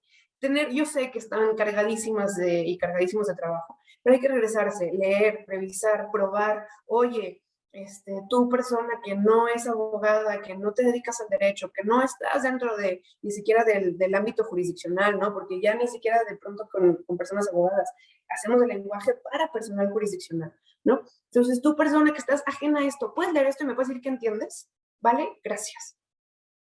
Siguiente, Rey. Bueno, la utilidad del lenguaje claro para las infancias es por 2 razones, ¿no? ¿Se acuerdan de las obligaciones que habíamos dicho? Pues una de las obligaciones es que las personas adultas les expliquen a las infancias estas sentencias, ¿no? Entonces, si nosotras aclaramos el lenguaje que vamos a utilizar en el formato normal de las sentencias, pues va a ser más fácil para los representantes legales, que muchas veces no son abogadas ni abogados, explicarle a las infancias de qué se trata la sentencia, ¿no? Y obviamente, si tenemos una base más sencilla, nos va a ser más fácil traducir esta sentencia en un formato de lectura fácil. Siguiente, Rey. Ahora sí, ¿qué significa la lectura fácil? Adecuar la comprensión. Lo que les decía, ¿no? Requiere esfuerzos considerables que nos van a tomar tiempo, muchas veces tiempo, pero de pronto se van a hacer más fáciles y más fáciles y más fáciles. ¿Qué significa hacer un documento aparte de la sentencia? Esto es parte del esfuerzo considerable que necesita. Atender a las necesidades particulares de esa infancia no es lo mismo que yo me vaya a dirigir a un niño de 5 años a que a una mujer de 15 años. No es lo mismo que yo me vaya a dirigir a una niña rarámuri de 6 años con discapacidad a la que no se le ha respetado su derecho de acceso a la educación, que si me voy a dirigir a una niña de 6 años que radica en una zona urbana de Guadalajara y que acude constantemente a la educación formal desde el jardín de infantes, ¿no? Entonces, hay que tomar en cuenta estos contextos específicos de la infancia. Y no intimidar, y evitar comunicaciones, no intimidar sin evitar comunicar órdenes, ¿no? No quiere decir que yo no les voy a decir qué tienen que hacer las personas, sino no hacerlo en un lenguaje de, y entonces si no te voy a castigar, ¿no? O sea, podemos cambiar el lenguaje. Siguiente, Rey. Gracias. Bueno, aquí les insisto en cuáles son los términos, ¿no? ¿Qué podemos hacer al respecto? Bueno, términos y construcciones sintácticas sencillas, no una oración larguísima, no formatos que para las personas adultas, ni siquiera para las personas adultas, para las personas que hemos vivido en la vida jurisdiccional, capaz no son muy fáciles, pero si alguien más lo lee, dice, ¿qué es esto? ¿No? Lenguaje simple y directo, no rebuscar con términos, con...